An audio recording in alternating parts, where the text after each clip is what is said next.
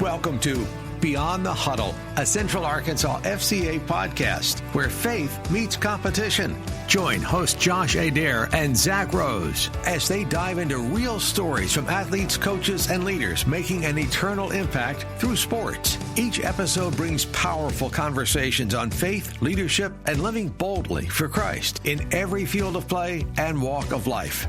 This is Beyond the Huddle. Beyond the Huddle, the FCA Central Arkansas FCA podcast where faith meets competition. My name is Josh Adair. So glad to be here with you today to talk about ministry happening in and around Lonoke County. Actually, it happens in Prairie and Lonoke County with our guest today, Brendan Webb. So glad to have Brendan here. He's been on staff with us for a while. We'll get into some details and topics about that. He's on the screen right now. If you're watching on YouTube, you can see what that's about. But our co-host here is Zach Rose, and he's been sitting here driving for a long time, and he wanted me to sit behind the driver's wheel or proverbial driver's wheel and guide this conversation and talk about all the things that God has done in Brandon's life and ministry and different school campuses and how God's growing him, challenging him, and how we got here. So welcome. Glad that you're here. And so, Brandon, why don't we just start off with you? Why don't you tell us a little bit about your history, how long you've been married, what's your wife's name, kids, and why in the world, of all the opportunities in the world, are you working as an area representative with Fellowship of Christian Athletes? All right. First of all, I want to say thank you so much for allowing me to come on here. It's been a time consuming of wanting to try to schedule to get on here, but just want to say thank you. Yes, I've been married for 17 years to my lovely bride, Brittany Webb. She recently came on here with Brother Zach over there. I think she did a good job. She did a great job. That was a fantastic episode. Yeah, it was. I got to sit outside and enjoy the wonderful fellowship that y'all did. I've got 3 awesome kids. Braden, he's 16. Briley and Brinley, they're twins. They're 13. So it's been a wonderful blessing for watching them grow. And why in the world I got on the FCA? Oh, man, it's been awesome because, let's see, a couple of years ago, I had my own lawn care business. It was successful and all that stuff, but I kept feeling this pull and this tug saying, there has to be more. God, there has to be more to do in ministry. Okay. Yeah. You know, because we used the lawn care as a ministry just to help out the widows, and then all of a sudden God took it and it exploded the business, and then after that I just kept digging and searching, like there has to be more. There has to be more to my calling of being a minister, and in this ministry, and I always loved sports. Each season it was impactful because you got baseball season in the spring, in the summer you've got off season and training, then you got 2-a-days in training camp for football. I mean, every season I just loved it. And then did track, did football, and then I just wanted to see what I could do with the sports industry because I always loved coaches. Every coach I've talked to growing up, they made an impact on my life. And I was like, man, let me do this. Let me go out and try to see if I can go talk to them. And I was searching and searching while I was mowing. And then whenever we were at a previous church, I was wanting to dive in more into FCA. So I was searching for FCA. And then all of a sudden, Lord behold, boom, it popped up. Because all the other jobs were like all sporadic all around the different areas of the state. And this one popped up. So then after that, I went home. After this one popped up, went home, showed it to Brittany. No hesitation. She said, do it. Showed it to Braden. He said, do it. I'll allow y'all to figure it out. Who was the one that was hesitating? It was me. And then after that, I was just like, okay, let me pray about it. You know, whatever. And then, Lord behold, I said no. I said, no, God, I'm the one that's sole provider for the family. And blah, you know, I'll let you take the rest is history. And then after that, wow, I went on a mission trip, and then God took a missionary, spoke, and he said, if you got Jesus, why do you need to be afraid? The only thing I was afraid of was wanting to actually commit and follow him. And then So it wasn't about providing for your family. It was more personal than that. Yes, it was very personal. And then whenever he said that, he goes, if you got Jesus, why need you be afraid? I looked right at Brittany, and now the floodgates were open. She automatically knew. She goes, it's FCA. You've been called. I said, absolutely. And that's whenever I texted Josh, and I said, when can we talk? And then he said, any day that ends with a Y. So that's Sunday, Monday. I guess that's all of them then. Yeah, I was open. I was open and available for conversation. Oh yeah, so. Then we talked, and then, but prior to that, within that time frame of whenever I wanted to do FCA and to actually felt that call, everything in lawn care was struggle. Equipment was breaking. All the above you can happen. It did, but there's one particular time whenever I was talking to Josh, I called and talked to him, just ponder and all that stuff. He goes, have you ever thought about wanting to come on to FCA full time? I said, well, I don't know. I just let me think about it and pray about it. And that's during from May to our youth trip was in July. During that time span, he called in June. And that's whenever I was like, well, I don't know. I was like, let me pray about it. And then that's when God took it, and he's like, here you go. And the thing that hurt me the most of wanting to follow him before doing FCA was my pride. Yeah. I think that's definitely a lot of I've heard a lot of FCA staff or athletes or coaches with a similar story of almost the hesitation of like, okay, well, I know I'm passionate about this, and if everything was all of a sudden just right there for me, if the financial support was there, if it was all set up and we were good and solid and knew everything, then it would be so easy to say yes. But that's the wonderful thing about the Lord is he calls us to a place that we can't reach on our own. Of it's full dependency on him to say, you know what, Lord, I'm passionate about this. I know you've called me to this. Now it's time for me to take the steps to walk to that. And it's been great to hear the stories of impact I know from your schools, and want to ask about kind of what schools you're in. I do want to note real quick. Josh is going to note real quick. No, you're going to go say this, and then I want to ask something about what I've been dwelling on. Passage of scripture that often gets misquoted that we're going to jump into here in a minute. Go ahead. I believe this episode will air on Christmas week. So before we get too far into this conversation, Merry Christmas, everyone. Merry Christmas. Merry Christmas. I hope Buddy the Elf comes and visits you.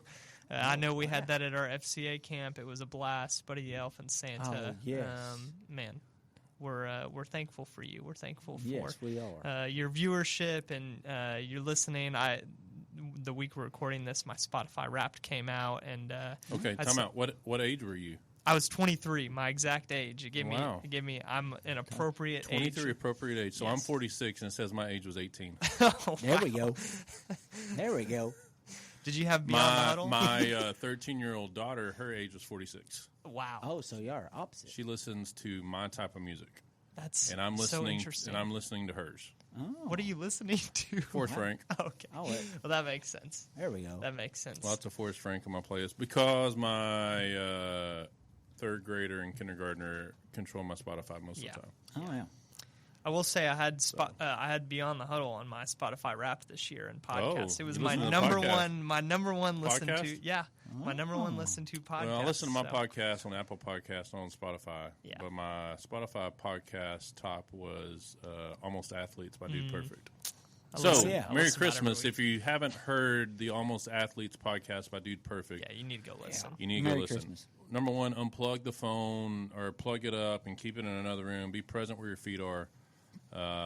Do all the things with your family. Don't worry about scores or emails or phone calls. I mean, if you're on a video, that's great, but God equipped you with an awesome brain where you just shouldn't have to record a video. You know, I was thinking the other day, of all the concerts that I've been to and sporting events, I'll record and I'll do that, but I never go back and watch.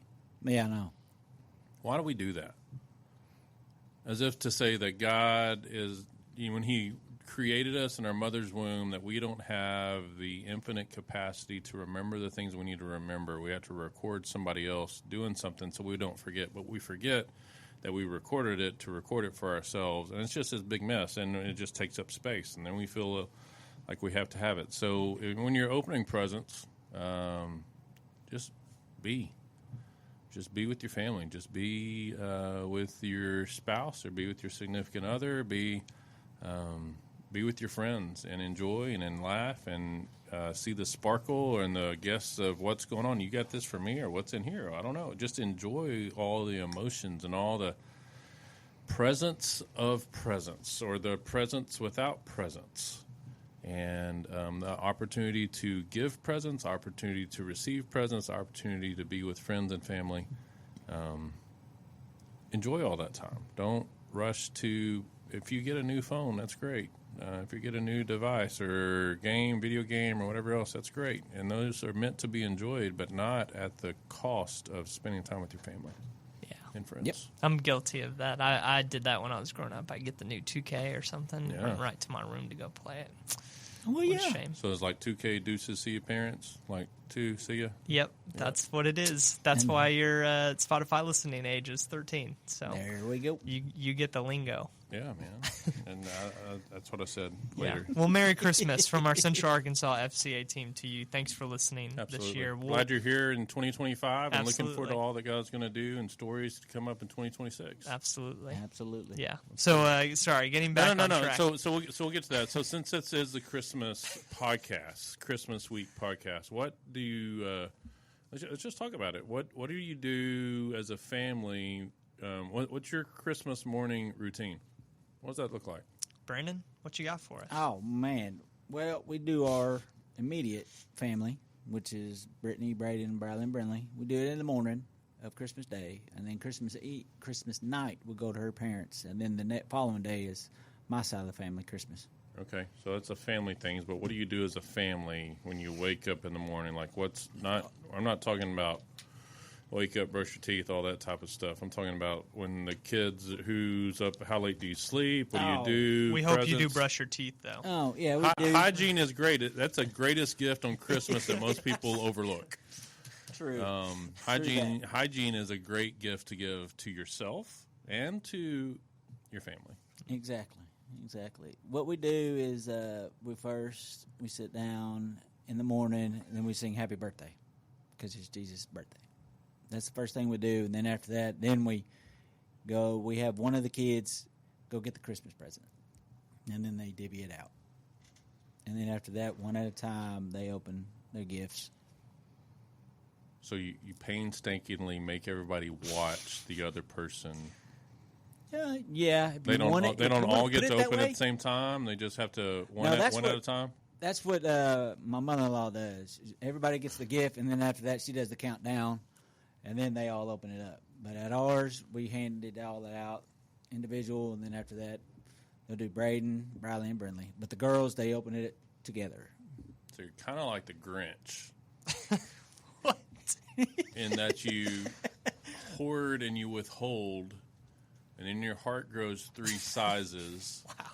And then you give gifts freely. Pretty much. Okay. Just want to make sure we're on the same page here. All right, then.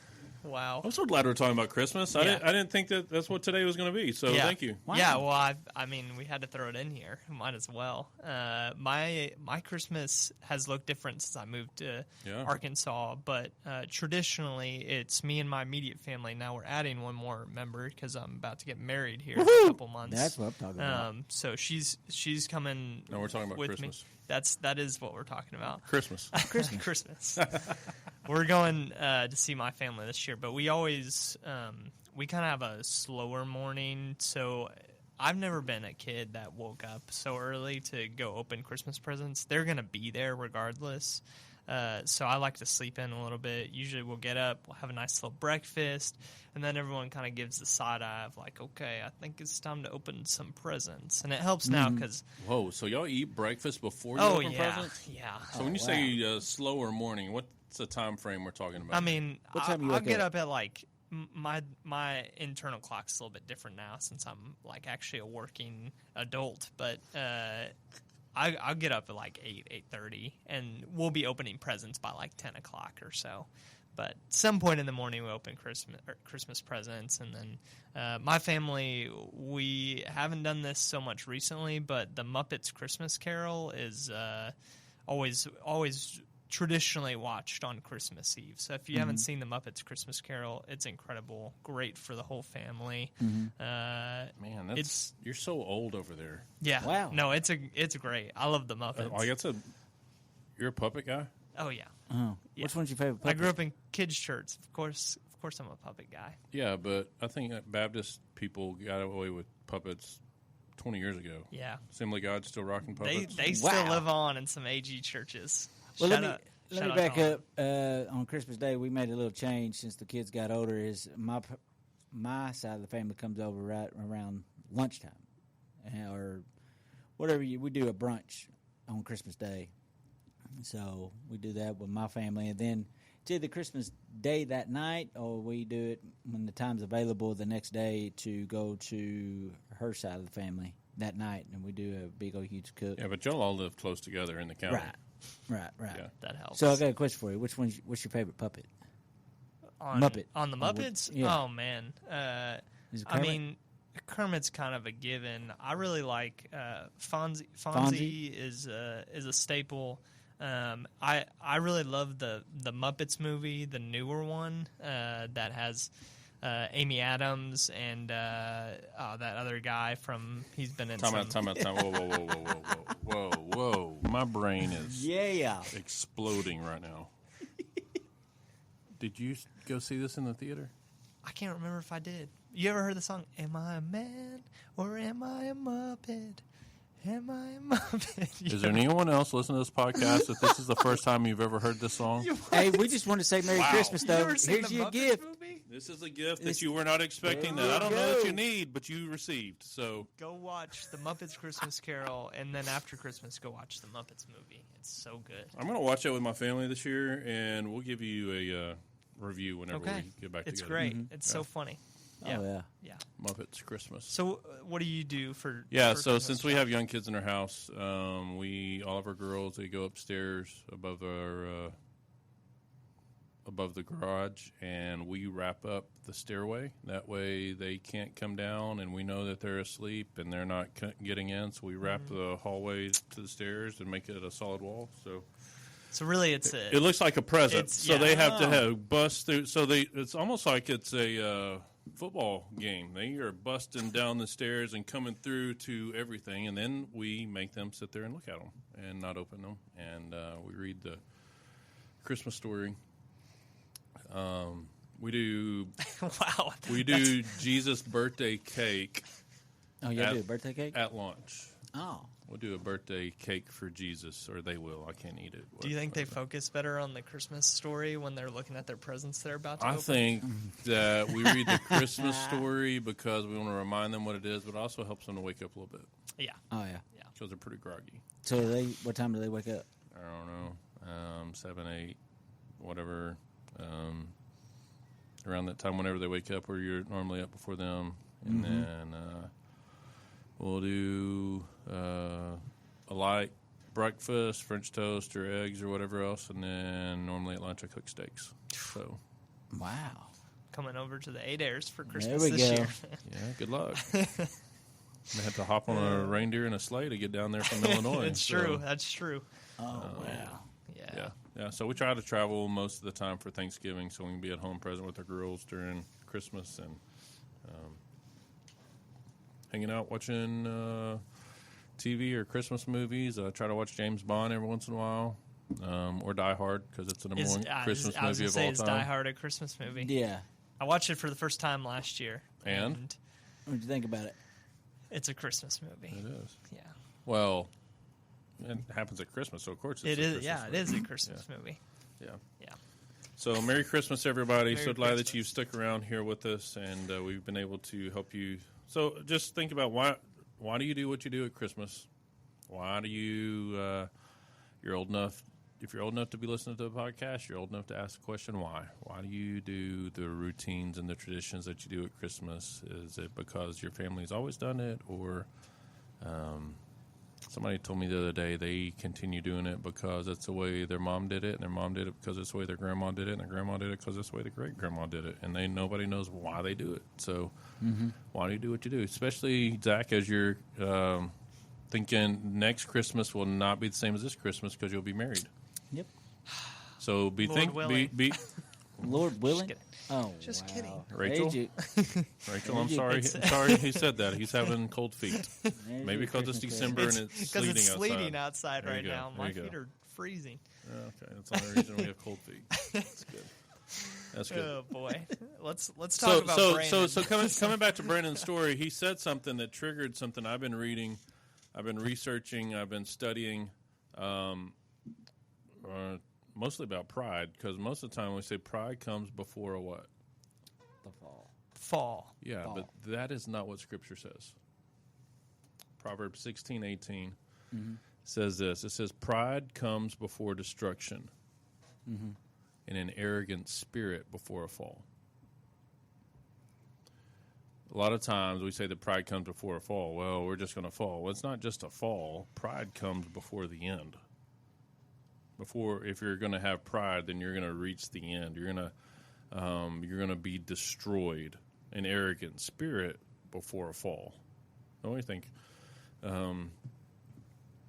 used to make jokes all the time as kids that when I'm 6'10", and growing up when I graduated high school, I was 6'8". So when I learned how to fall gracefully, but on purpose. In the middle of nowhere and be in the middle of the store, and I would just fall. People thought I was stupid and dumb and lanky and uncoordinated and everything else, and that I could just fall. So I was like, and they thought it was funny. So I would fall in the mall, and I would fall all these other places. Wow. Wow. Time out. This is the 90s, and people would go to the mall to watch people. Yeah. Okay. And they would go to the mall to watch me. Okay. Oh. Sure. My friend group, my family would walk about 5 yards behind me to look at all the eyes of people walking around looking at me because I was 6'8" and weighed 200 pounds. So you just fell over? No, and so they would just try to come up behind me, and they still do to this day. It's pretty funny. They come up behind me, and they would try to size up to me and see how tall I am and everything else, and just try to sneak up. And I would back up on top of them, and then I would stumble forward and fall. And they're like, "What?" I'm like, "What did you do?" And anyway, I don't do that anymore because I weigh a little bit more, and I've learned that was a great teenage thing to do, and it's not great to do in your 40s. But an arrogant spirit comes before a fall. There's a difference between being arrogant and being proud. People say it's being prideful. Well, we can agree to disagree. It's proud. It's a proud spirit. It's not a prideful spirit. I don't know that prideful is really a word. I've argued with people with that for a long time. It's in the dictionary, but it doesn't sound right. Proud. Mm-hmm. You're boasting. You're proud. Anyway, pride comes before destruction. We say all the time, pride comes before a fall.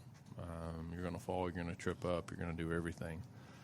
But it's Scripture literally says, King Solomon in Proverbs says, pride comes before destruction, and an arrogant spirit before a fall. Mm-hmm.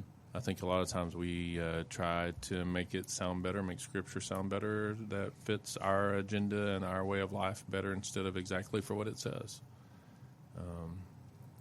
So if we take this literally, then it's,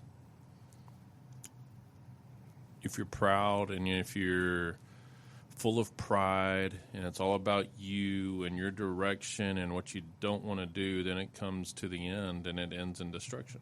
Mm-hmm. I think a lot of times, and we feel that in our Christian walk, we feel that in our relationship with Jesus, and you two are wise enough and smart enough here that y'all can correct me.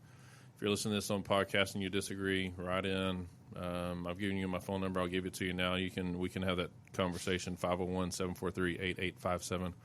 Reach out to me. But I think we do the same thing in our Christian walk, that it's pride before destruction. Pride leads to destruction. And eventually, it's destruction is hitting rock bottom. It's not the fall down to rock bottom. It's rock bottom. And we have to come to the end of ourselves. And it's when we're at the end of ourselves that we understand surrender. Mm-hmm. And when we understand surrender, then we're fully open to saying yes to whatever God has in store for us. Yep. Every one of our lives, we've done that in relationship to Jesus, in surrendering our lives to Jesus, but also there comes a time in our lives where we have to do that in our vocation. Whether it be in full-time ministry like Zach and Brandon here with me and all of us on staff as missionaries and Fellowship of Christian Athletes, or if you're you work as a cook in the cafeteria at a local school, or if you're a nurse in a nursing home, or if you're a waste management engineer and you drive a trash truck.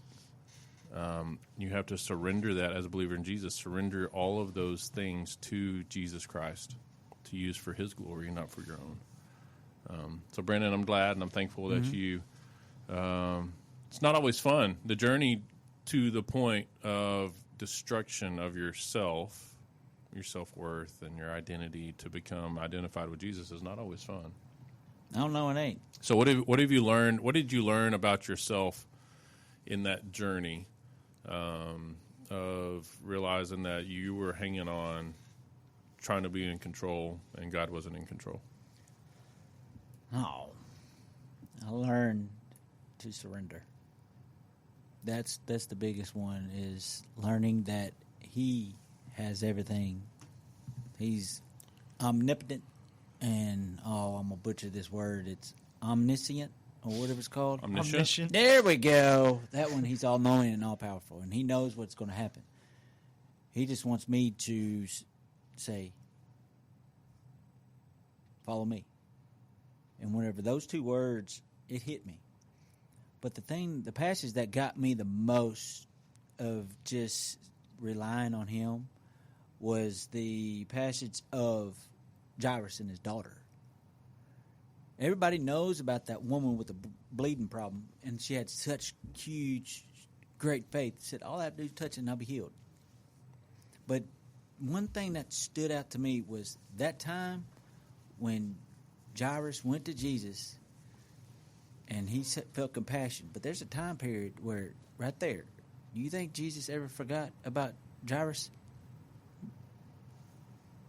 And I was like, oh, man.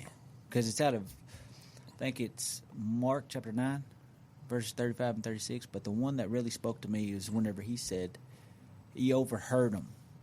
He said, hey, don't even bother the teacher. Don't even bother. Your daughter's dead. While they're celebrating the woman that had the bleeding problem, they're celebrating, is that during that time, he never did forget, because Jesus is fully God. And that's what hit me the most, is like, I need to follow him. And following him doing this ministry of FCA, it is opened up doors I can't even see. And I can't even fathom. I'm just like, how in the world? God, you are crazy. You are crazy awesome. And it just brought me to a new level of relationship that is so intimate with him. That was just crazy. So I want to ask you, is there a specific moment or time where you faced something difficult? What was that, and how do you feel like the Lord saw you through in that? When you saw some adversity and getting into that aspect of surrender, what did that look like for you on a personal level? The time of when I was getting started with FCA. Matter of fact, it's when Josh and I went to Desark and spoke to get me introduced. That's the biggest adversity. I was like, I don't even know these dudes at all. And the one that really was very hard, but it showed so much love, is whenever they had in Desark, when Cash Flanagan, God rest his soul, he committed suicide, and it impacted that whole community. And that whole community, when we showed up, it showed a different level of love.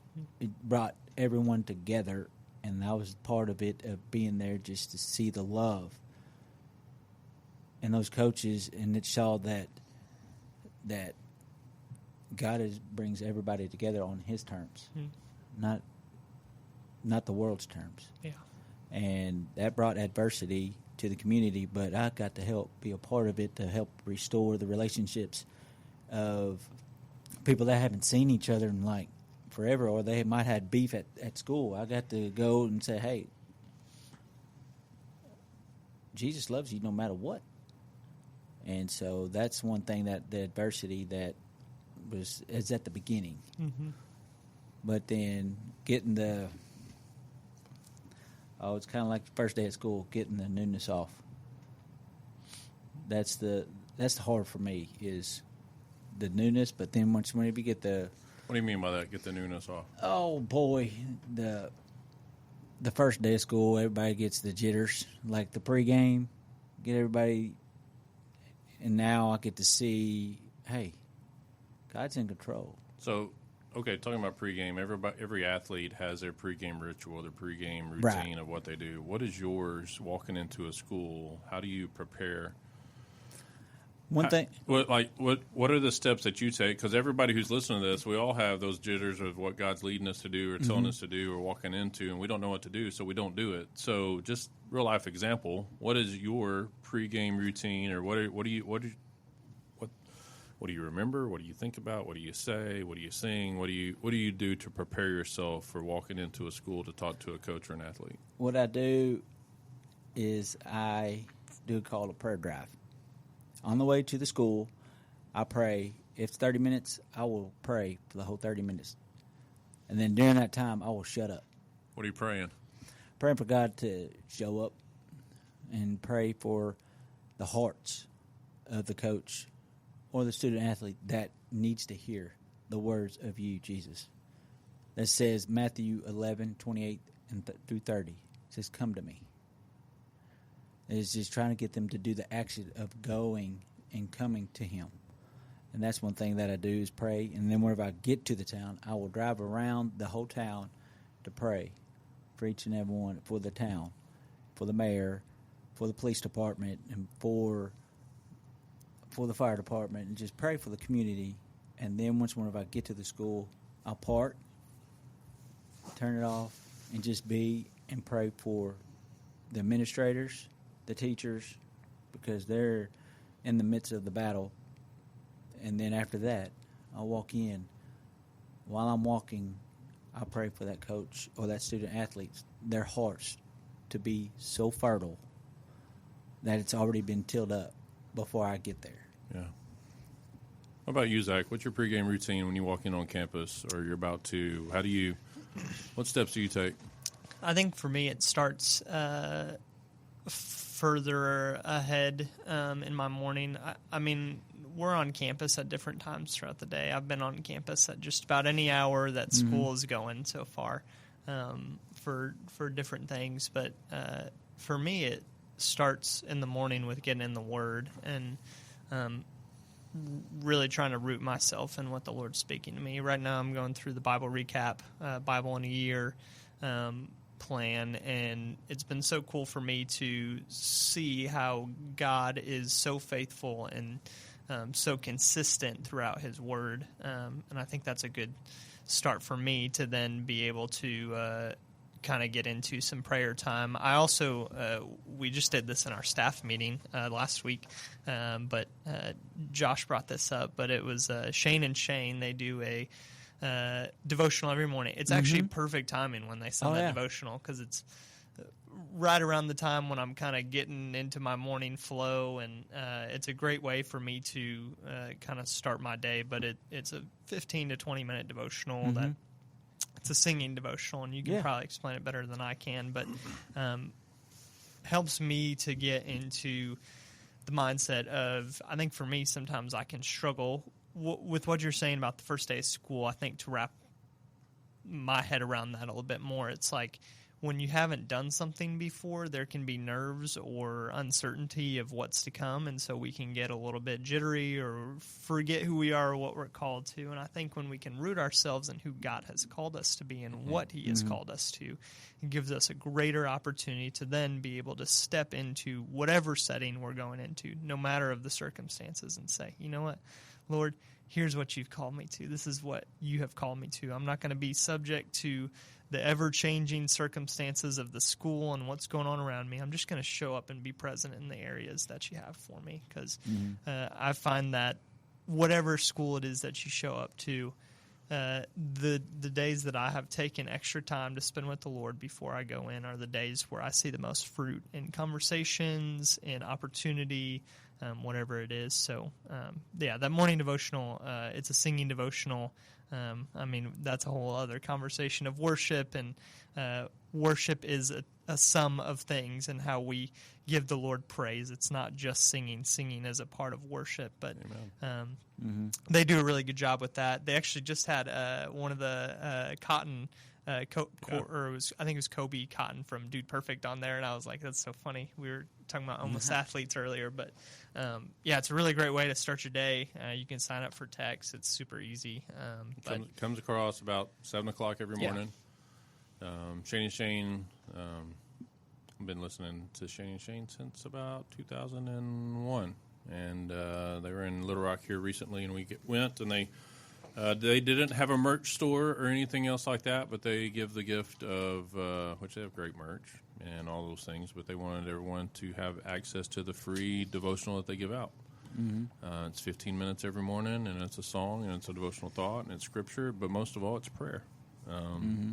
It's an opportunity for someone that you don't know to pray for you. I think that's the biggest thing of just a routine. I challenge athletes before the pregame, spend time praying. Take your headphones off and sit and be still. And like Zach said, remember who God has called you to be. Remember your identity and who you are, and play through that, and play with that importance, and play with that frame of reference. So when you, like football season, state championships in Arkansas, this week is happening for most of the classifications.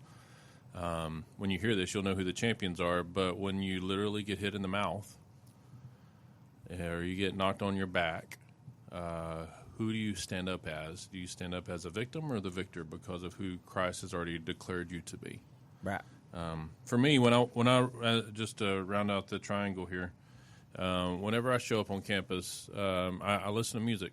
I listen to music on the way, and a lot of times I listen to a song from 1998 by the David Crowder Band.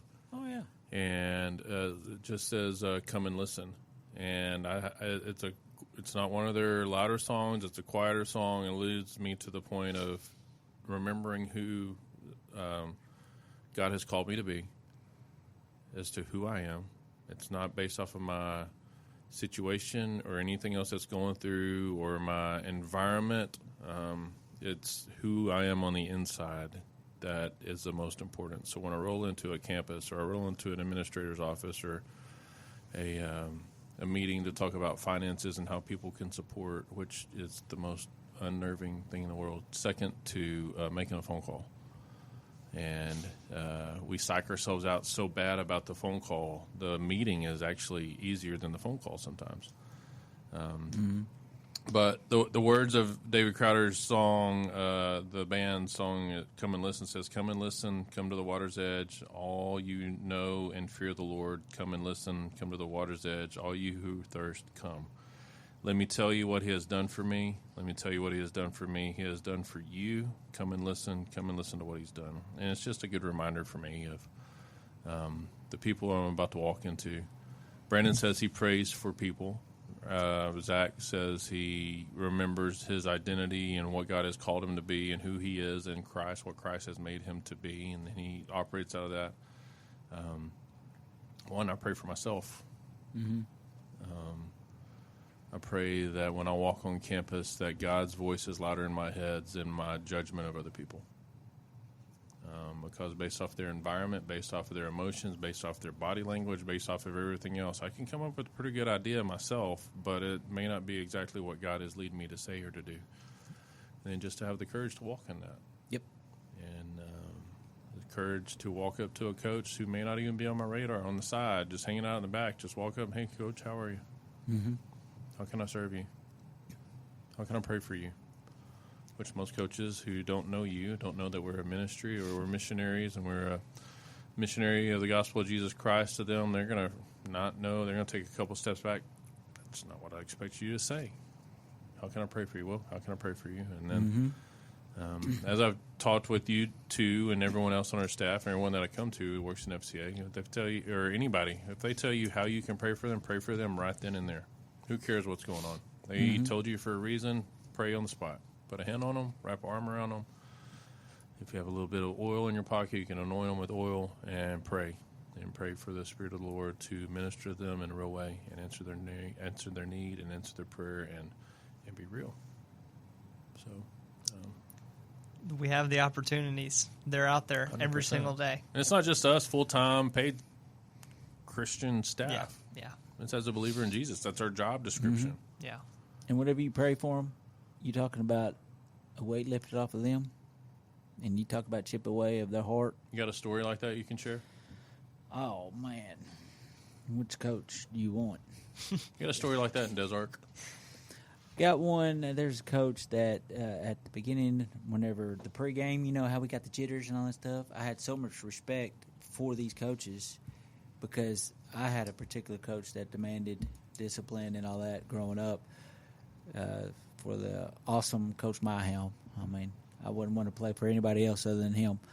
But it allowed me to go to the coach boldly and say, how can I pray for you? It took over and over and over until one day he goes, okay. And then after that he just opened up, and then right there, we just prayed. And then you could just see the weight lifted off. And you talk about that relationship and that connectivity. Oh, it was like a brotherhood that I wouldn't want to. You can't put words on it. How long did it take? Oh, You said over and over and over. What's that time it frame? took maybe I'd say about 2 to 3 months, like a whole semester. So showing up every week. Every week, and asking them, "How can I pray for you? Is there anything I can pray for you about? Anything for the team or for the school?"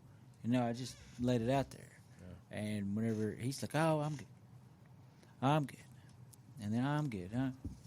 But then eventually he was just like, "Okay." He paused and he said, "Okay, I need you to pray." And right there, That's awesome. you talking about oh boy. And then now I text that to every one of my coaches. I have a journal that whenever I text, even in Lone Oak, every school that I get to travel to. What schools do you travel to? The schools that I'm blessed to go to is Des Arc, Carlisle, Hazen, and Lone Oak. And get to go to those coaches and ask them, hey, how can I pray for you? So you actually keep a physical journal of their prayer request. A physical journal. Like a couple weeks ago, there was a coach from Carlisle. He sends me a text. I asked him, I said, how you doing, Coach? And then I said, how can I pray for you? He sends me a text, said one of their players is having ACL surgery from the previous game. And come to find out, it's one of those star players that was a stud athlete. Yeah. And then I was like, absolutely.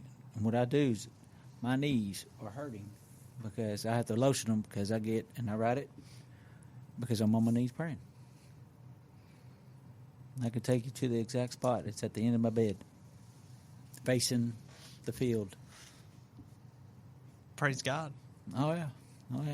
Now the knees hurt. I think in what you're saying, the actual posture of like allowing yourself to submit to that, of like when you're on your knees, it's not always the most comfortable position, but it is a position of surrender to the Lord to say, Father, here's where I'm at. Here's what I'm asking for. That's so good. With all of those schools, and I always like looking. we're always trying to figure out and learn our communities and the coaches and athletes that are there and their specific needs in each specific school and community. What have you seen and how have you learned? I mean, in the communities you were in, they're maybe a little bit smaller or a little bit more countryside kind of communities. But how do you feel like your background in growing up, how do you feel like the Lord has prepared you and built you up to be able to minister specifically to the schools that He's called you to? Oh, yeah. Well, it's been a blessing because growing up in the country in Cabot, it's a hunting town. It's not like a city like it is now. Like we used to duck hunt and deer hunt all the time. And whenever I came on staff, I was like, hey, Josh, there's some stuff that, like North Little Rock. There's some cities, North Little Rock, Jacksonville. He goes, with your background in being a country boy, of wanting to go hunting and fishing and all that stuff, I think you need to go to these towns because you have a better relation because you know how to. And then once we start and talk about duck hunting and all that stuff, finding stuff, what they love to do, they're just like, they look at you and they're like, wow, this dude really does care about me. Like Desart, Lone Oak, and all those towns, they love duck hunting. They can tell you every season. They can tell you the date, exact time. Hey, tomorrow is turkey season, or crappie season's about to pop. I'm like, well, crappie season's every day. Like, you just got to find the right hole. And they're like, what? I'm like, yeah, you just got to find the right hole and all that. And then they're talking about spawning. Yeah. Then they talk about deer hunting. Do you know what that is, Zach? No. This goes back to our whole conversation about is bass fishing a skilled sport or not, which we already answered. Hold on. Is it competitive? Heck yes, yeah, it is. Yeah, oh, it's a sport. Yeah. If you want to go, we talked all about bass fishing at one point, and there's a whole conversation on it. I just wish they'd make duck hunting a sport. Yeah. They try to. It's called Mallard Masters. What? Yeah. I never heard that. Mallard Masters? Is it out of Augusta? I never heard that. I'm glad they got They trap register and they go shooting for one day, and whoever fills the limit, and certain species of ducks have certain points, and they accrue, and they have a big banquet at the end and give awards. Oh, man. There we go. I got to learn about that.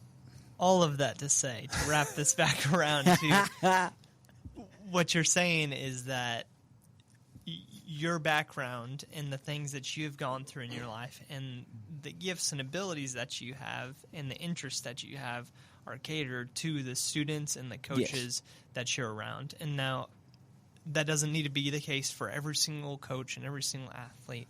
We're all unique and we're all different and we're all gifted in different ways. But I think there is so much more impact. I was just out of school yesterday and spent a few hours with their basketball team, and we get done, finish after practice, and there was like 10 kids trying to shoot on the shooting gun in the gym. And coach looks at him and says, you could get up 5 times as many shots if you all spread out and rebound for each other. So I go rebound for one of these kids, and he's shooting for a while, and he starts to get tired. And so I'm like, all right, how about you and I switch off about 20 shots. Well, I come out there. I played high school basketball. All I did was shoot threes. Like, I played basketball every once in a while, so I made a few shots in a row. I could tell this kid, his eyes started to open up a little bit, and he's like, okay, what he's telling me is actually the pointers that he's trying to give me, they're actually valid because he can do this a little bit too. Now, I never played college basketball. I didn't go to the NBA, but I love basketball, and I love to be able to teach it and learn more about it. And that student, I think, is a similar example of what you're saying with when we can engage with coaches and athletes on a level where they're interested, you automatically break down a wall when you can engage someone with. Absolutely. I don't know anything about hunting deer or shooting ducks or this or that, and I plan to learn that someday here in the great state of Arkansas. I need to go out and do that someday. Oh, yeah.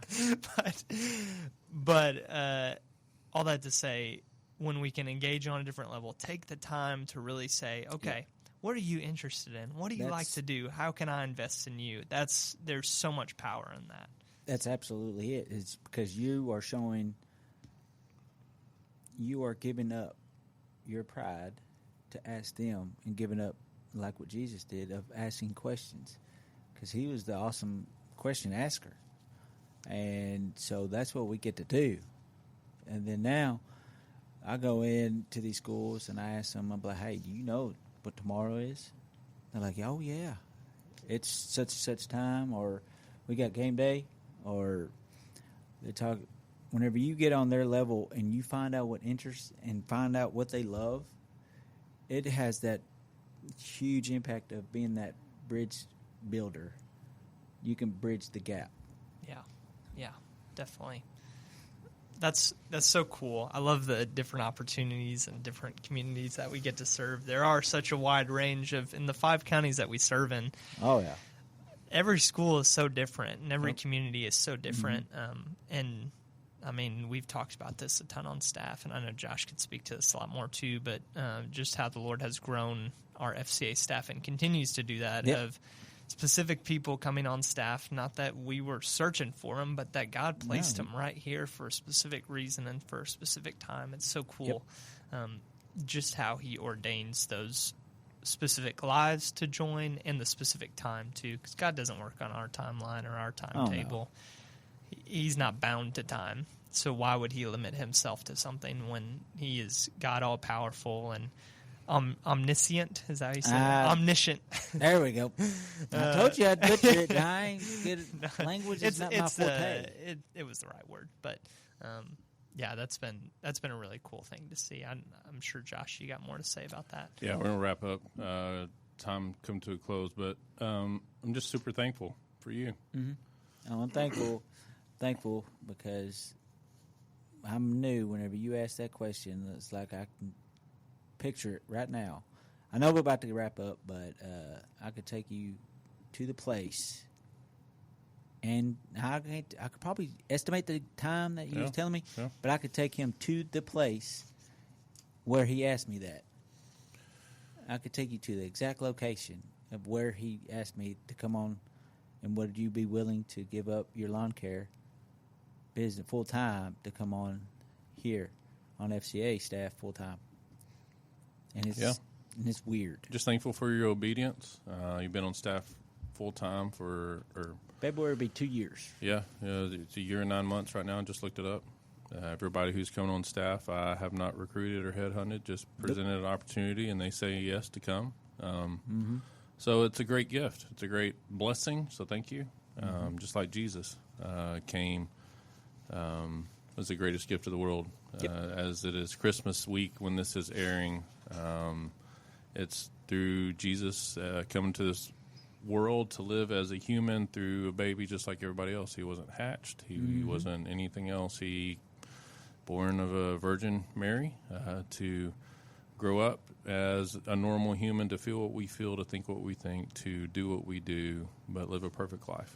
That way he could become the atoning sacrifice for our sins one day when God saw it as the right time to pay the price for our sins. And that's why we celebrate Christmas. It's not Santa Claus, it's not presents, it's not family time, but we all gather to remember Jesus. He is the reason for the season. And so Merry Christmas, everybody. Thank you so much for joining us this week on the FCA Central Arkansas FCA podcast, Beyond the Huddle, where faith meets competition. Enjoy time with your family and faith, and help Christmas not to be a competition. We'll see you next week.